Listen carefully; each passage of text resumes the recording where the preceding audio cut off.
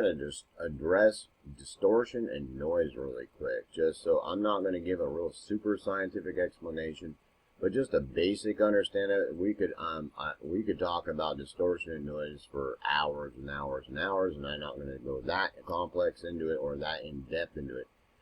Basically, when we're talking about distortion, is you've got basically what's happening is you've got a sinusoid that has been distorted, and basically all if you've looked at some of the other videos I put on there that on this channel, that any change in this sinusoid at all is a distortion of that sinusoid, which is going to add more harmonic content.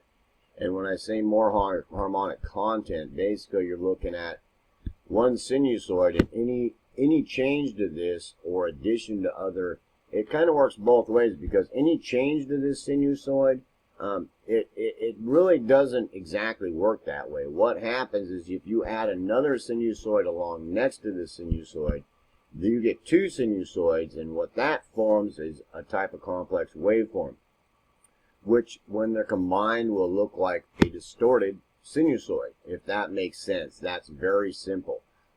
Because when you're looking at that, you'll look and you'll say, well, what do you mean by that? Well, if you've got one sinusoid here, and this is like looking at a spectrogram and some sinusoids on there, but on a graph. And if you've got one sinusoid and you add another sinusoid to it, that it's going to change with this one just like this, it'll look like one sinusoid. But with the other one on it, it'll make this complex waveform change to something else, to where it won't look like a nice clean sinusoid. Does that make sense? You're not exactly distorting one sinusoid.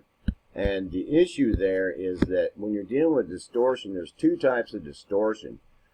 There's actually, if you really want to get technical about it, anytime you add another sinusoid, two sinusoids together, you've made distortion of a complex waveform, which basically means it won't be one clean sine wave.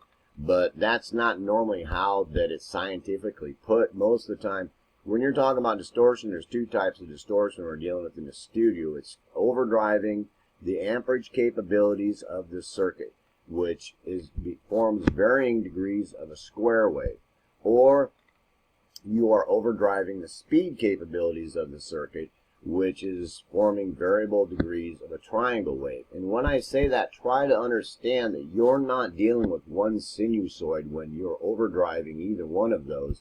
Is that most of the time you're dealing with a guitar or a vocal, which is a bunch of sinusoids together that are forming a complex waveform, and that is being distorted.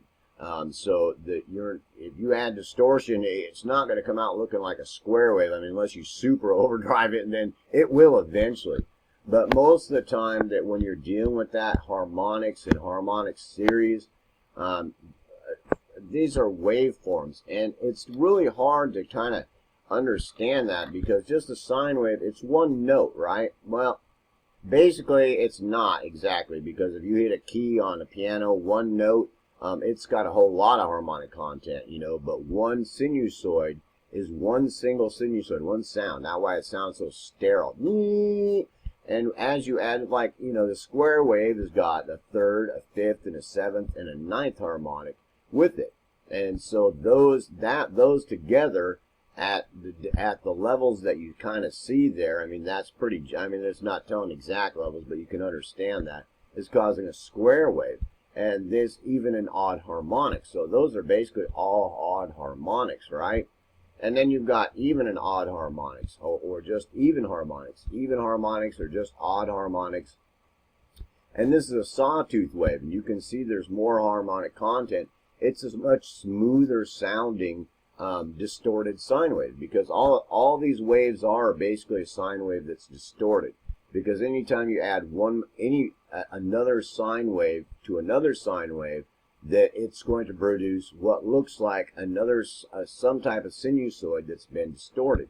And that's all distortion is. There's all kinds of distortion, and I'm not going to get into nonlinearities and asymmetrical distortion, and all that can get really complex, and those people will be like, what the hell do I need to understand asymmetrical distortion? There are some things you might want to understand it for, but for the most part, you probably won't have to get too in-depth into that. So basically, you kind of understand that. And basically, when you're dealing with the distortion, you understand those are the two types of distortion most of the time you're dealing with. And basically, what you got going on is, a basic understanding of it is you can understand that anytime you're adding more harmonic content to this, to a single sinusoid, it's adding distortion. So basically, let's say this is a guitar, or it's a bass, or it's a violin, or anything, that basically you have a primary frequency, like you're wanting to hit C, and this is all distortion, added harmonic content that are other sinusoids that are combining at lower levels and drifting off most of the time to lower levels that are harmonic content to the primary note, which is basically distortion. You can argue that point, if you would like, but basically that is distortion. Most of the time, like if you look at a square wave, that's a type of distortion, and it's mostly odd harmonics, and a saw wave or a square or a sawtooth wave, and a lot of even harmonics, some odd harmonics, and some of them. It really depends. Categorizing them nowadays exactly, I get in arguments with people, and I'll be like, okay, I'm done arguing with you, dude. I don't know. There's 50 sinusoids in there, and it's making some type of distortion. Yeah, all right, we can agree with that. And and it's like, so, but the understanding of that is that if you're trying to sculpt sound, you understand what you're dealing with. So if you're adding harmonic content somehow to add distortion, so to put it onto a scope and understand that if you're heading more towards a sawtooth wave, it's going to be more of an amperage overdriven type of sinusoid, distorted sinusoid.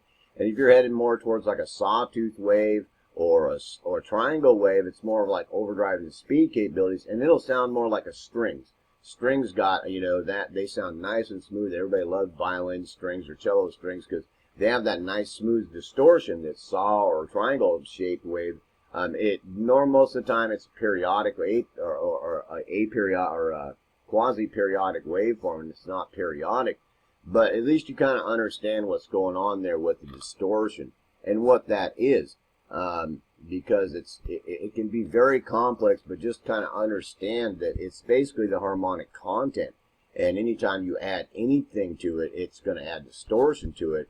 And sculpting, it's very important to understand, what type of waveforms are going to cause smooth distortion, like a square or like a sawtooth or a triangle wave, or a different harsh distortion that's leaning more towards a square tooth wave or an impulse or something like that. So you can pull out a sculpt while you're sound sculpting and really understand that the distortions, it's leaning more that way. It's going to get smoother, or it's going to get more distorted. Because I've messed around with some sound sculpting and spent hours messing with it and didn't have any idea what the heck I was even trying to do. But that's basically what you're dealing with. And the other thing I want to talk about was noise. I've got like 6 of them that I have in my studio that I use that are great for sound sculpting. And you can throw one on a track and then throw automation on it and then automate it up and down for different parts that can really help sound sculpt a vocal or a guitar part or anything, And the same thing, it's hard to do that with the waveforms because they're at a certain frequency unless you can throw them into a sampler. You can throw a sawtooth wave or a triangle wave or a square tooth wave into a sampler, or, on your synth or something, and then put MIDI file beside that track. That can be very complex. They're starting to come out some programs and some plugins that will just act like a distortion pedal that you can completely assign an arbitrary waveform to. And that's another subject. If you don't understand arbitrary waveform, you just have to Google that. But the noises, like right here, I've got blue noise here, I've got brown red noise here, I've got some gray noise here, I've got some pink noise here, I've got some violet noise here, and I've got some white noise here. Well, in circuitry, the white noise, you put a shell up to your ear and you hear shh, that's basically white noise. And it's in the circuitry no matter what you do, so it's getting recorded in there no matter what you do, and it's really hard to get rid of it. It's on the noise floor. You can really do a lot of things to avoid it and get it toned down, but it's there. But it's a great sound sculpting tool. And pink noise is really great because pink noise is like, it's what the white noise in the circuitry that's been agitated by electricity flowing through the electronic circuits and analog equipment, it causes like a white noise. It's a little bit rougher, or it sounds different. You have to make a decision yourself whether it's rougher or not. But like, you know, you get up into like blue noise is pretty smooth. Brown noise is like the ocean, you know, it's like, and you can look at the different types of noise there. This one right here is gray noise, and this is a pink noise here. Like I said, this is violet, so you can see the difference between white noise, just like you hear in an ocean gel, and when the electricity starts going through the circuit and the analog equipment, what's happening to that noise? It's getting real rough. Pink noise will start sounding really rough, where white noise is, you can see it just looks like one solid line down there through there, and if you actually zoom in on it, that you can kind of see, you know, what it looks like a little bit better zoomed in and zoomed out. But the biggest thing about that I want to say is understanding what those are, what those noises are. The other noises can be caused by all types of things, and I'm not going to get into all, you know, that in depth into it, but you understand kind of what's happening in the analog circuitry now and what's coming out of it, and that can be really variable in different degrees depending on what piece of equipment you're dealing with, that how much of what type of distortion and noise is coming through there, and how much, you know, how much they've worked at trying to stop it, or they like it so they don't, or they're trying to emulate it so you're getting plugins with analog crap in it that's just a bunch of distortion and noise. That, you know, if you want distortion and noise, you can get yourself a noise file, you know, and you know, and a square tooth wave, or you know, something, you know, and distort it some other way, put a distortion pedal or a saturation knob on it. So, but anyway, and saturation knobs are another thing. These saturation knobs, distortion pedals, you really need to stick them on things, you know, and look them on oscilloscope, see what it's doing, what kind of a waveform is it leaning towards, to really understand, you know, what kind of distortion you're getting. So that it's just not like, well, you bought 500 distortion pedals, you know, and you don't even know what the hell they do. If you can get a hold of them, you know, for a trial or something, and throw them on your scope, dude, and see what they're doing, you know. Is it a nice smooth distortion on that? Is it something I'm looking for, you know? But anyway, that's basically, I was trying to just give a real basic understanding of that distortion and noise. And, you know, one thing about that is, like I said, they're tools for sound sculpting also. And you can download all these noises on the internet, you know, and put them in your studio. I've got one here that I've set to an equal loudness contour that's really cool for some things. I've got mixed noises where I've got all 6 of them mixed together, pink and white circuit noise, white and violet and blue. I've got, I love the brown noise. It's really cool. It's a really smooth noise. It sounds really nice sometimes. And, you know, sometimes the pink noise works, or in one of the other ones, the violet noise or the blue noise would be really nice with some strings if they don't sound real quiet, or some choir.